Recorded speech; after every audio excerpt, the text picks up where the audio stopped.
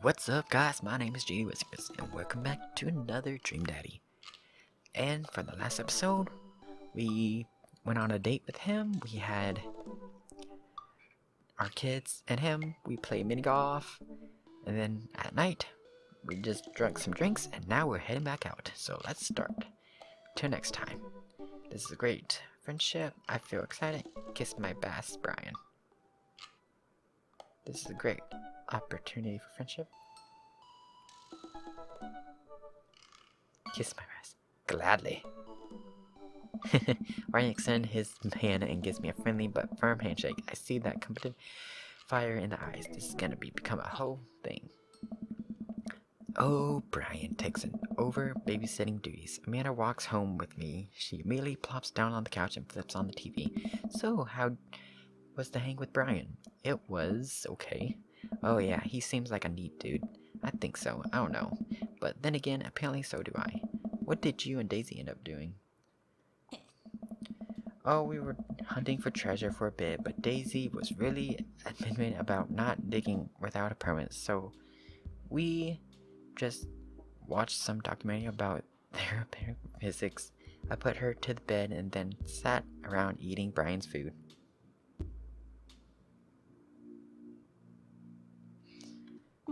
Don't tell him I said that. That's standard babysitting protocol, I believe. I really like hanging out with Daisy, and she's super mature for her age. But yeah, Brian says she has a hard time relating to other kids. She's kind of reminds me of you at her age, although she doesn't bite people out as much as you do. I can't believe I'm finally the cool older kid. Feels good. You gonna hang out with Brian again? That's the thing. He wants to go fishing with me. Oh, I told him I was an amazing fisherman. You hate fishing. I know. I'm kind of panicking. I'm sure it'll be fine. All you have to do is wake up at the crack of dawn, sit silently on a boat on a lake for hours on end with no promises of tangible reward. Your only companion behind being the fear of doubt you'll harbor deep within your heart. Fishing's fun. You remind yourself as the world darkens around you and you wonder if it's really you're staring back at yourself at the lake's reflection of simply just the abyss. Yeah, laugh it up, Amanda. You're coming with this. It is my constitutional rights to outright refuse this order. Daisy's coming too. Well, I bet I could convince Brian to bring his dog. Fine, sold. I'm in. Alright, I'm bushed. I'm gonna call it a night. Don't stay up too late, okay? You got it, Pops. Date complete. Cool. I got points. Okay. A B. Okay, I think that's good. I don't know. Soft boy. You always have time for a beer with your buds. While I'm doing my afternoon world jungles, I hear the mail truck pull through the cul-de-sac. I wonder if he got any coupons today. The nice mail person slides a couple letters with a large yellow envelope through his slot. It takes a couple of tries for them to get it in. Hey, my coupons. I take a close look at the large yellow envelope. I lightly knock on Amanda's door. She probably has her headphones on. Amanda, she yells through the door. What? I have something for you. I'm kind of busy right now. Can you come back later? Okay. Just thought you want this big old envelope we got from here. Immediately, Amanda pushes her door open. Institute for the Arts? I mean, if you're busy, I can come back. Father, please. I hand her the envelope, which she tears up with her teeth. That's probably bad for your teeth. She doesn't seem to hear me and spits out a piece of the envelope. She pulls out a letter and unfolds it. And the suspense is killing me. This is her dream school. Amanda's face is unreadable. I can't believe this. Oh, honey, it's okay if you didn't. I got in. Oh, I got in. Amanda tossed the letter aside and gives me a big hug. Congrats, sweetie. That's amazing. I'm so proud of you. She pulls away and looks at the letter again. Oh my god, I really can't believe I got in. Well, of course you got in. You're a great student. You nailed that interview, and that photography is incredible. Oh. Wait, Dad. Oh. I know this one's really expensive, and it's so far away. I think Vermont here was one of the most expensive schools that Amanda applied to, but I know she had her heart set on it for the longest time. It'll be tough, but we're gonna make it work. Really? Of course. Amanda hugs me again. Thanks, Dad. Okay, sweetie, we're celebrating tonight. Dinner, your choice, whatever you want. Whatever? Amanda and I walk along the bayside, tearing into the foil-wrapped burritos for our nearby food truck. You could have chosen anywhere in the Maple Bay. Cost was not a determining factor. Please, Dad. You know I'm a simple gal. Just give me a burrito with a view. I can't say I'm mad. Amanda and I sat on a patch of grass and watched ships sail lazily through the bay. Yeah. And the dorms are right near a bunch of cafes, and there are all of a sudden all these galleries nearby, and they're discount if you bring your student ID. And Amanda slows down. You're gonna choke on your burrito. I know, I'm just excited. Did I mention that students get their own studio space once they're seniors? And oh my god, and we get all the professional photo editing software for free. It's nice to see Amanda so enthusiastic about here, but I wish we wouldn't do it between bites of her burrito. I thought I taught her to chew with her mouth closed. I wonder who my roommate's gonna be. You take a survey online and they match you with someone with a similar major and interest. I bet we're gonna be best friends. Craig and I were a good roommate. Can be a lifelong friend. But don't even get me started on bad roommates. Oh no. I'm just kidding. We didn't have a bad roommate. Our only other roommate was a puppy that Craig brought home one day. He spent a semester fabricating a story about her new foreign exchange student who had a really bad cough that sounded exactly like a dog bark. Carl ruled. Oh, they let you have animals in the dorm if you get a note saying you need one. I bet I could forge one. I think I get a rabbit, or maybe a snake, maybe both. Would the snake eat a rabbit though? Oh boy, I think I'll leave that up to you. She's so excited. I don't want to disappoint her, but I need to be real with for a second. So you know I had that talk with Vega. He didn't tell you about the dumpster fire, did he? What? No. I don't want to put a dumpster on the good news, but I need you to knock it out of the park these last few months of school, okay? If you really want to go to Horns, we need that scholarship money. I know you can do it. Okay. I promise I'll try harder. I pat her on the back. Think you can handle a 14-hour drive to come home for holidays? There are gonna be some tremendous ice roads to cross. And don't even get me started on the paranormal. Well, it'll be worth it if I get to see you. My eyes immediately wells up with tears. Oh, Dad, don't cry. Sorry, I'm just very, very proud of you. You're all grown up now, and you're such a good person, and I hope you know it's important that you know that. Dad, stop. You're gonna make me cry too. It's too late, honey. It's happening. Dad, I can't get tears in my burrito. It's gonna make it taste sad. I pull Amanda in for a hug and kiss her on the forehead. Love you, kiddo. Love you too, Pops. Welcome. You've got dads.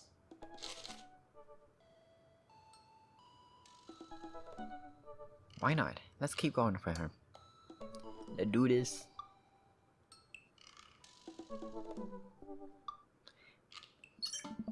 Hey, Daisy and I are going fishing tomorrow. Are you in or out? Or I have a message from Brian. Oh no, I've been drowning this day. I accidentally boosted about my abilities as a fisherman to Brian, and now he's challenged me to another dad off. I've been doing my fishing research online, and I'm nowhere close to being, oh shoot, an expert. Still though, I have to accept. I have to type back. Sounds great, man. Super excited to catch all those fish. Make sure your moor is good working order because you're gonna because you're gonna be all over my lawn this weekend. Now show him. Brian responds back, letting me know that tomorrow he'll pick me up at an hour I previously forgotten existed. Man, that's gonna be a rough start. Amanda comes in the room from the kitchen, eating a cheese stick by biting it off piece by piece like some kind of monster. I didn't really do like that. What? It's called string cheese. It's not choppy cheese for a reason, Amanda. Did you just call me in to criticize my competition string cheese eating technique or what? No, Amanda. We have to go fishing tomorrow. Well, you have to go fishing. I get to play as Brian's dog. How do I become a master of fishing overnight? You went fishing in the Girl Scouts, didn't you? Nope. My stint in the Scout was brief and purely transactional.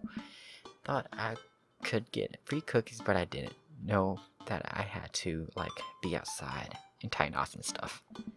But I have to beat Brian. Dad, let me tell you a story. Do you remember last summer how I applied for a job at the coffee shop across the town? Give me a refresher. During the interview, they asked me if I knew how to work on an espresso machine, and I really wanted the job, so I lied and said yes. On that first morning, there was a line out of the door, and within an hour, I severely burnt my hand, and they told me to go home, never come back. I still have a scar from that. Of course I remember. What does that have to do with fishing? That burn's a metaphor, Dad. I don't get it. You can lead a horse to water. What do horses have to do with fish and burns? Dad, please. I don't get the impression with competing against Brian. You wouldn't understand. It's a dad thing. Dad, try explain it to me. Okay, Brian's he's just think that he's so much better than me, and he purposely reminds me of that whenever he can. It's like he has to one-up me. I have to beat him at his own game. Is that what you think is happening here? No, Amanda. Okay, good. I know that's what's happening. Alright, Pops. We should both be getting some sleep. See you in the morning. Night, Amanda. I brushed my teeth and threw on some pajamas. I climb into bed, set my alarm, and close my eyes. Okay, sleep. I am wide awake. I can't help but think about the last time I went fishing, hoping that there's something I can glean from it to give me an edge over Brian. I was about 9 years old. My dad woke up one morning, told me to get dressed and meet him downstairs. It was still dark outside. I have no idea what's going on. Before I knew it, we were both alone on a freezing cold lake. I had to sit there for hours, where it was hot and muggy, the air thick with bugs. I picked at mosquito bites while my dad sat in stonily silence, fishing pole in one hand and a beer in the other. We didn't catch anything. On the long drive home, my father bought me a pack of cigarettes and didn't say anything. That didn't help, but I think I have some repressed sadness about my father. I'll deal with that later. Whoa, that's so cool. I'm sitting on a boat in the middle of the body of water. I can't see any land, but I know it's a lake. The water is placid, and still, I'm holding a fishing pole. I don't understand why, but it feels like my life depends on catching a fish right now. I cast my lure into the water and wait, and wait, and wait. My whole being is fulfilled with hopelessness, and I watch the line disappear into the depths below. You used the wrong lure. I look up and see my father, just as he looked up that one cold morning, disapproving. I'm panicking now. I pull the lure back and try to grab a different one, but all the lures in the pack look the exact same. I look at my father for the guidance, and he's gone. I try casting again, but I can't hold my footing. The boat tips over and falls into the water, sinking further and further. I see the multitudes of fish that has been lying just below the surface, all swimming around me, as if to taunt me. One fish swims to me. He has Brian's eyes. You gotta use a neutral lure if you're trying to catch trout, buddy. awake to the sound of my alarm. It's fishing day. That would explain the weird dream. I calmly slip on the clothes and gets ready. I spot Amanda's door half open and see her still curled up in a mountain of blankets. Walking over the bed, I give her a tiny kiss on the forehead. Fishing day, kiddo. You ready? Ugh, no. Well, you gotta get up. I can't do this without you. I almost stopped sleeping in your clothes. Amanda pulls her comforter over her head. Never. Amanda. I'll get up. In a minute. Alright, Ryan should be here in 20. So you better not just go back to sleep. Amanda sticks her hand through her blanket to wave me away. I leave her room and make herself some coffee and another cup with lots of cream and sugar for Amanda, whatever she gets up.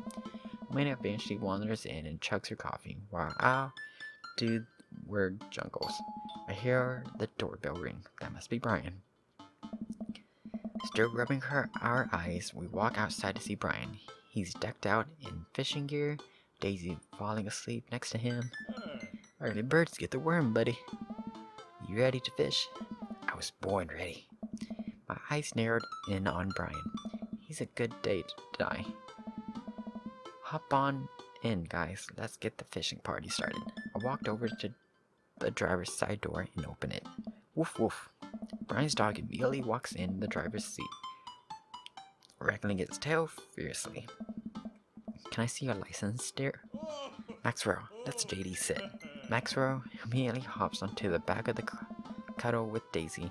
Amanda settles into next to Maxwell and Daisy and immediately falls asleep. You ready for an adventure? I'm ready for glory. I struggle to stay awake as we drive on the outskirts of town. Country music plays quickly from the radio. As I watch trees pass by. So, where exactly are we headed? It's about an hour north of here. Little spots I've been going to since I was a kid. My dad used to take me there all the time. I don't think anybody knows about it. I brought everything we need so that we can catch some trout, have a nice little fire, and enjoy nature. My fishing pole is on the shop. Getting it turned up. Do you maybe have an extra I could borrow? But of course, it's probably not as nice as it sounds like yours, though. Right. I'm digging a hole here. I stared out of the forest lining the highway, the sun just barely over the horizon, scattering dusky pink lights through the trees. For a split second, a spotted deer grazing on the side of the road before it leaps back into the brush. After a nice quiet drive, Brian eventually tells me to pull off the highway and onto a dirt road. The car bumps along until we reach a clearing that opens up a magnificent lake. Well, here we are. Whoa, that's so good. I step out the car and next to Brian here as Maxwell runs around us barking. The kids wake up and wander up to the shore, where Daisy tries to teach Amanda how to skip rocks. Brian and I carry the tackle box and coil down the edge of the lake, where he has a canoe waiting. Ah, great, it's still in one piece. Hold on. Help me out, Maxwell. I help Brian place a tiny dog-sized life vest onto Maxwell. Woof, woof. Alright, your turn. Brian hands me a lime green life vest. Maybe if I fall in, you'll save me. I can swim, thanks. If I fall in, I'm counting on you to rescue me. Suit yourself. Brian turns to Amanda and Daisy, who are still skipping rocks. You kids want to fish? I'm good with just throwing rocks into the water. Amanda hurls a rock into the pond with gusto. Yeah, take that, water. Amanda, you're supposed to be skipping them. Is that what we are doing? Daisy, don't you want to fish? I think catching fish is kind of inhumane. We're gonna go explore in the woods, look at bugs and stuff. Alright, be safe, don't go too far. Brian puts the life vest around himself. We throw all the equipment into the canoe. Maxwell happily jumps in, takes his place looking out over the front of the boat. I get into the canoe as Brian shoves off. We paddle together to get ourselves in the middle of the lake. Most freshwater fish usually feed at dusk, at dawn. which is why I have to get up so early. Yeah, I know, that's pretty common fisherman knowledge. After all, fisherman knowledge that I am knowledgeable about. Still a gambling man. You know it. Let's see who can catch more fish. You catch more fish than one? Sounds easy enough for me. What's on the line? Besides all the fish I'm gonna catch, obviously. I was thinking a little more high stakes than mowing the lawn. Custody of our child? More than that. Let's say, if I win, I'll get your Weed Whacker. The Weed Whacker 2000? That's a limited edition. But, if you win, you get my saw. The Reach and Colt 3000. The coolest version? That's the one. Shit, the Reach is a state of art. My Weed Whacker is a prized possession, but there are those hard-to-reach branches at the back of the yard that have been begging for uprooting. You're on! We shaking on it. I suddenly remember that I don't even know how to fish. My foolish fatherly pride will one day be up during. I watch as Brian ties a lure and does some stuff. I can't quite follow what with his fishing pole. He casts into the lake. Oh boy, now I have to do that. I stare down at the tackle box and at the pole in my hand. Put some bait on the hook, insult the fish, stretch physical. Let's put some bait on the hook. I fish a worm from the styrofoam container Brian brought. It's slippery, but I think I can get it on the hook. It's just focus. Oh god, I'm bleeding. Oh god, the blood's everywhere. The worm is not on the hook. Need some help? No, I meant to do that. The blood attracts the fish. They can smell it on a mile, you know. I think that's sharks. No, it's definitely fish. Now what? Perform fish baiting call? Tie a knot or something? Tie a knot. I take my pole and try to tie an elaborate looking knot to impress Brian. The classic hunter bit. I learned that one in my youth. Yep, this one isn't coming apart anytime soon. With this knot, I'll be casting my heavenly line upon the unexpected water and deliver onto as a beautiful harvest. I look over to Brian. He doesn't seem to be paying attention. Let's cast this sucker.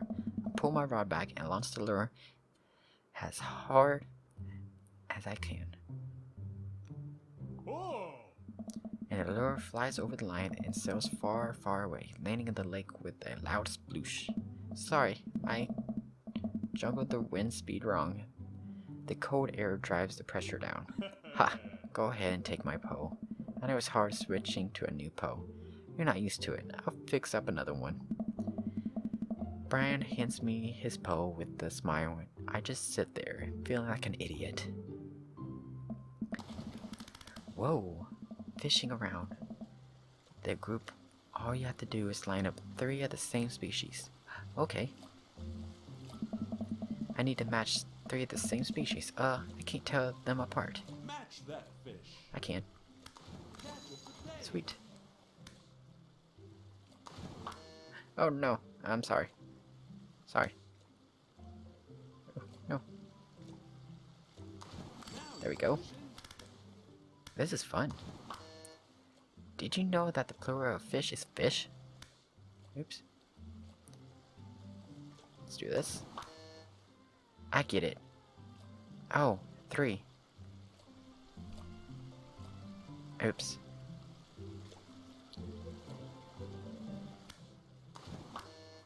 That's the bullhead catfish. Oh shoot. What fish are we doing? I don't know this one. Did you know the plural fish is fish? Shoot. No. This one? Okay. Cool. La la la la la. I don't know. Oops, my bad. Wait, right there. Sweet. Any more fishies? Oh my god. This one. Let's do this one. And this one. Oops. Hold on.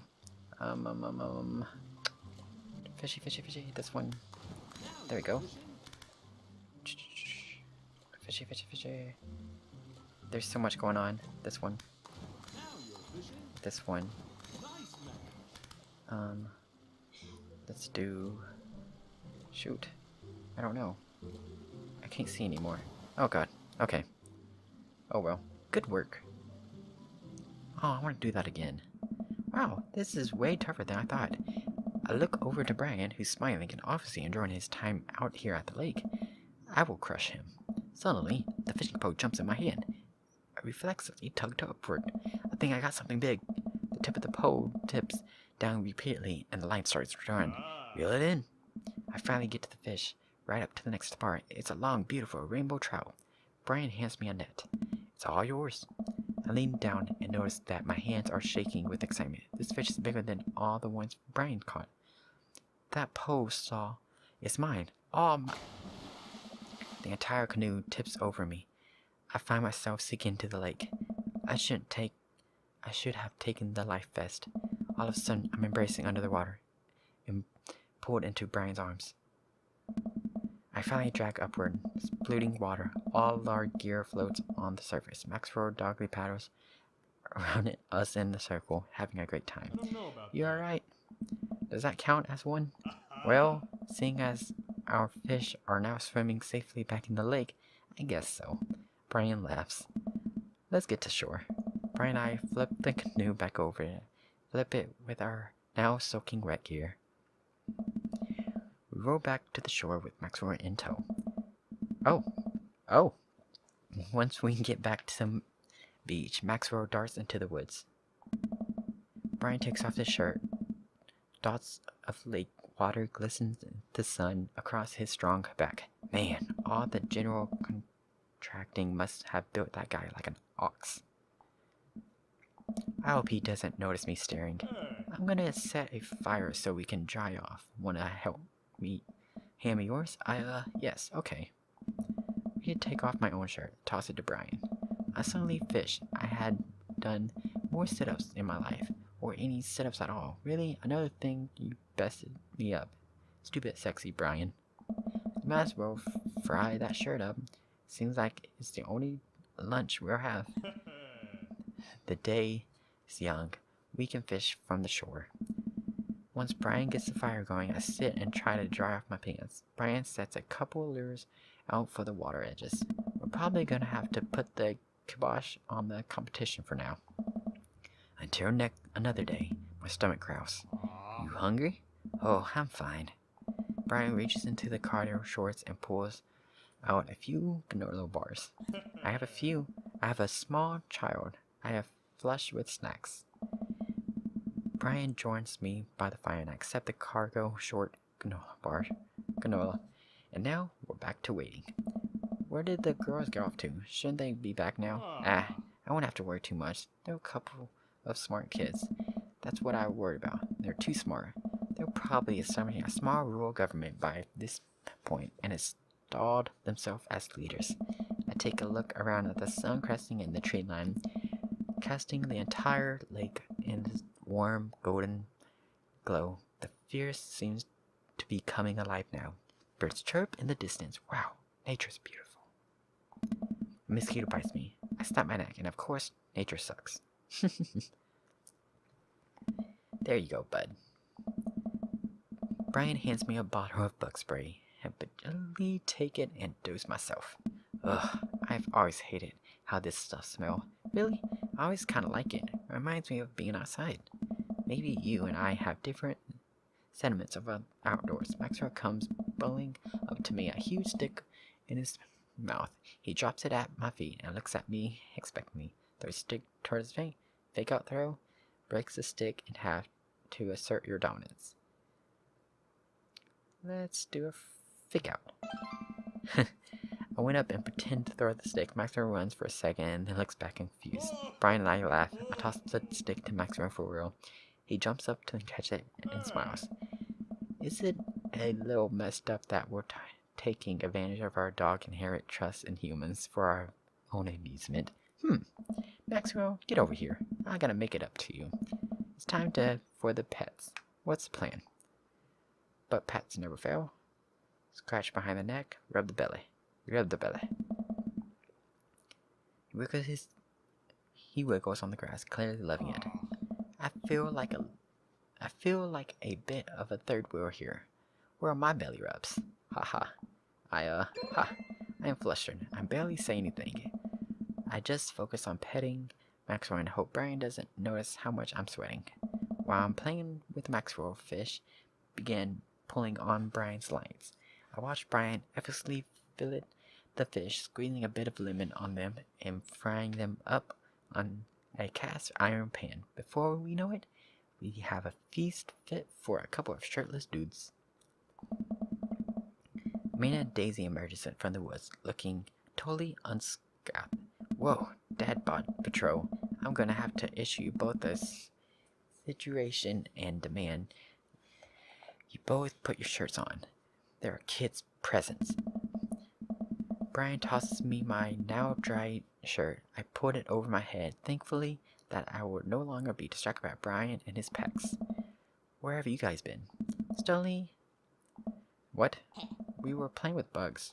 I expected you guys to be more covered in, like, mud and stuff. Daisy looks offended. What do you take me for, a child? Amanda puts a hand on Daisy's shoulder. Dad. Right. We take a seat around the fire and Brian serves us all generous piles of fish on paper plates. It's absolutely delicious. Why does he have to be good at everything? Fish tastes okay. Daisy and Amanda both nod fiercely, mouth full of fish. It's incredible. I never had fish this good. Yeah, it's great. Oh, Harding family recipe.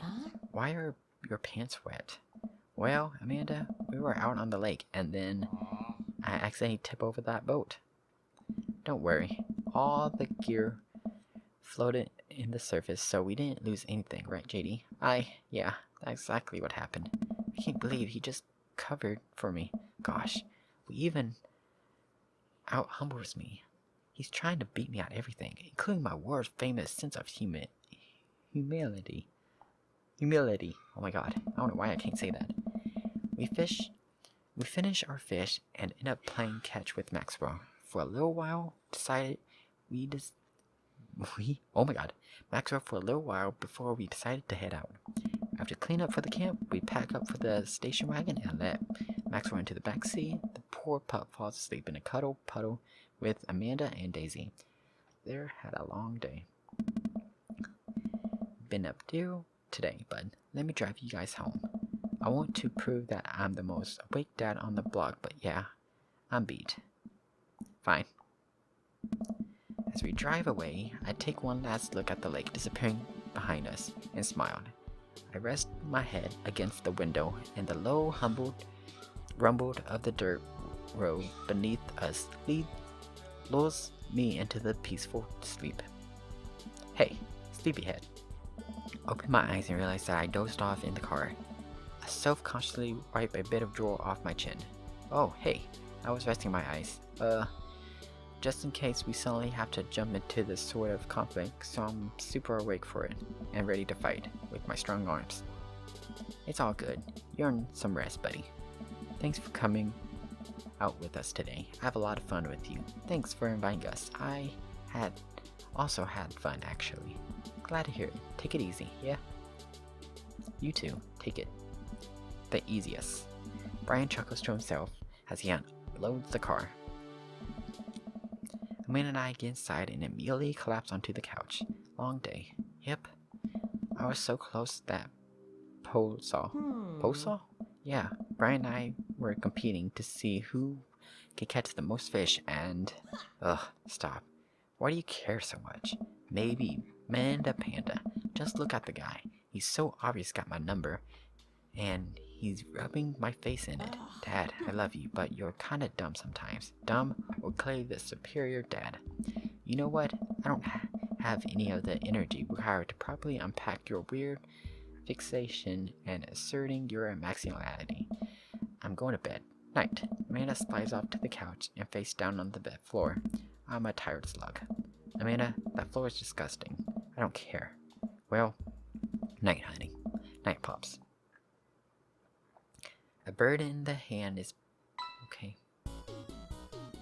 That went well. Yay. An S. That's a 10 out of 10 if ever I've seen one. That's funny. I like the graphics. Soft boy, number 2. Well, it's been a long day. I'm just about ready to pack it in. After a few bites of ice cream from the freezer, I turn off all the lights and walk down the hall to my room. I wonder if Amanda's still awake. That kid needs some sleep. As I pass her room, I can hear a faint sound, but can't quite make out what it is. I get a little closer. Is she crying? I knock gently on the door. Hey, Amanda. The crying immediately stops. Not right now. Her voice sounds strained. She sniffles. I need to make sure she's okay. I open the door. In the dark, I can see Amanda outlined in the middle of the bed, knees hugged up against her body. Is everything okay? I don't want to talk about it. Did something happen? No, nothing happened. Go away.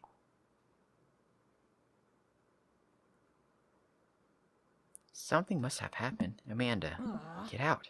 Okay. I quietly leave her room and shut the door behind me. Once the door closes, I can hear her crying again. Wow. What has her so upset? She seemed fine earlier. She's usually so open with me. Do I do something wrong? Oh, did I do something wrong? Is she mad at me? I guess if she wasn't before, she definitely is now. I can't even remember the last time she snapped at me like that. I have a hard time falling asleep, but when I finally do, I'm still thinking about Amanda. After a long night of very little sleep, I rolled out of bed and make myself a pot of coffee. Amanda should be up for school soon. Maybe we'll be willing to talk about whatever's bothering her. About 10 minutes before she's supposed to leave, Amanda comes out of her room and makes a beeline for the freezer. Morning, Amanda. Morning. She drops a frozen waffle into the toaster and slams the freezer door. She won't look at me. Yikes. So, anything big going on to school today? No. Okay. Do you need a ride to school? No. Want some coffee? Amanda pulls the toaster lever up and takes her still freezer burnt waffle out before it finishes cooking. I have to go now. Amanda picks up her bag and storms out. Oh my god, rude. Talk to me. Oh, okay. I haven't seen her act like this in a long time. It's usually short-lived, but it always hurts. Hopefully this blows over. Things are back to normal soon. I sit back at the kitchen table and look at the picture of Amanda and I hanging on a wall. In it, I'm teaching her to ride a bike. Her face is a mixture of excitement and pure, unadulterated fear. I remember how determined she was. Every time she would fall asleep and scrape her knees, she would get up and try again. Finally, I have to stop her because she was bleeding everywhere. Then she started to cry because she didn't think she needed bandages and wanted to keep trying. As I put the bike away, she just stood in the middle of the street and screamed. And I took her for ice cream, and it was nothing even happened. It was like nothing even happened. After I give it a bit thought, I decided that I force her to talk about it. I'm going to make things worse, but I have an idea. I started rampaging around for ingredients. I hear Amanda walking to the door. Instead of heading to the kitchen like she usually does, she makes a beeline to her room. She clearly is trying to avoid me. Hey, Pumpkin. What? Can you come here for a second? There's a moment of silence. Yeah. I wanted to say sorry for last night. I'm just worried about you, kiddo. I get scared when I know something's wrong. I get even more scared when I feel like I don't do anything about it. Dad, so just whatever it is, you don't have to tell me. If if you don't want to, but whatever it is, just know you have a dad in your corner who wants you to be happy. Honey, you know I'm bad with words, so I was hoping I could speak a language we both understand. I pull a cake out of the refrigerator and place it on the table. Hopefully the frosting has set by now. Ta-da! Dad, it took me a really long time because I ran out of red frosting somewhere around sad and had to start over, and sorry you're sad, but I support you 100%. Oh, that's nice. This is beautiful. It's strawberry. Amanda gives me a big old hug. I grab some plates and forks and serve up some delicious cake. So, it's really stupid. What is it? This whole time, I know it's been really weird lately, and I didn't even know how to explain it. I feel like I might have to make you a chart. I'm listening. Do you want me to take notes? Oh no. I guess just to start from the top. So you know how Amanda R is going to the fancy art school in California, right? MR. The best friend? You got it. Wow, proud of you. Anyways, ever since she got the acceptance letter, I've been feeling like she's drifting away, you know? And she's been spending a lot more time with Grace and Emma P. I just thought it was all in my head for a while. And then I found out that Emma R, that both of the Emma and Grace and Nora all went to the party on the same night. They all told me that they were busy studying all the oh, shoot. Yikes. Oh. So, another important piece of information is, oh god, this is embarrassing. I have a crush on Noah, and that's a thing. What? Whoa. I have no idea. I definitely didn't know that. Okay. You're a bad liar. So are you.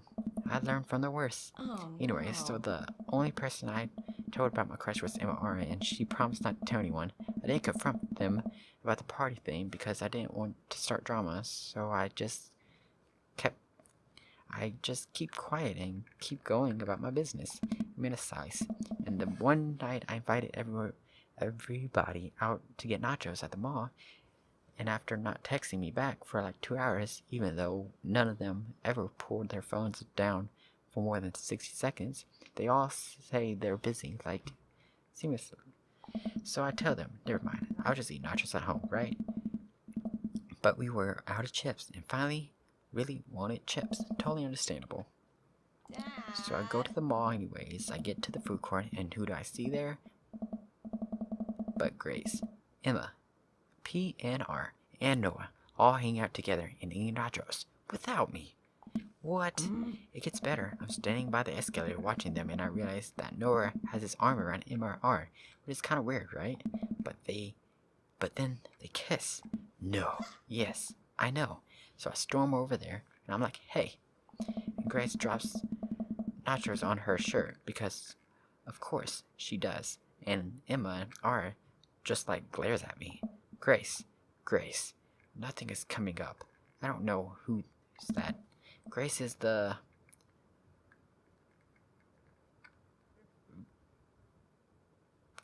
boring one? Well, yeah, that's not the important part. Grace is the one nobody really likes, or I guess that's me now. But anyways, nobody will say anything, and I'm just like, you guys suck, which I realize is not the most eloquent thing to say, but I was really angry and really embarrassed. I just wanted to get out of there, so I left without nachos, might I add, which is only further contribute to this shitty day. They immediately drafted a super long text to the group chat asking them why they've been so weird. And I wrote another one to MR asking how long the Nora thing has been on. And sorry, I know that's a lot. You still following? What did MR say? Oh, okay. Get a load of this. MR says, you know what? Let me just read it to you. Emma pulls out the phone and read, word for word, in a long string of text messages. Can you believe that? I can't believe that. I care so much about Amanda's social life and mental well-being, but man, do I not understand what she's talking about. This is all beyond me, but I'm trying my hardest to be supportive. Oh. They've been dating in secret, like, for months. So I told her that she's being a really terrible friend. And she's like, well, if you think I'm so terrible, then you should stop being my friend. And I was like, okay. And then she just left me on red. And then, wait, left me on red? What's that? Oh, like, she saw me message and didn't reply. And I know because there are red receipts. I don't know what red receipts are, but I'm just gonna nod and pretend I understand. Gotcha. So while this is all happening, I'm talking to Emma P about how mad I am because she's at least being kind of responsible, and I'm venting to her about how pissed I am at everybody and stuff. And then out of nowhere, Noah texts me and is like, how could you say that about me? And I'm like, say what about you? And tells me that Emma or a screenshot of everything I told her to the group chat that I got kicked out of. Alright, I think you lost me as screenshots, but that definitely sounds bad. That's so much more, but honestly, it's all the stupid teenager stuff. The bottom line is, everybody dropped me, half of my grade hates me, and now I have no friends. Amanda, I'm so sorry. I'm almost expected it from everybody else, but Emma R has been there since Mom died. I can't believe she would stab me in the back like that. I'm not even that mad that she's dating Noah. I'm just upset that she lied to me about this for so long. Amanda stabs at the remnant of the cake. Okay, I'll take it back. I'm kind of mad she's dating Noah. Like, what did I do wrong? Why did everyone just suddenly decide I'm not cool anymore? Why wasn't I enough? I don't understand. And as mad as I am at everybody, like, I miss them, Dad. Amanda looks so dejected. I almost can't take it. What could I possibly say to help? Anyways, that's it. That's the whole ordeal tale. Thanks for listening. Tune in next week for the next hot gossip. Wow, I know it's pretty dumb. It's not dumb. No, it's a stupid thing to be upset about. Amanda, your feelings are real. Don't ever be mad at yourself for having feelings, I guess.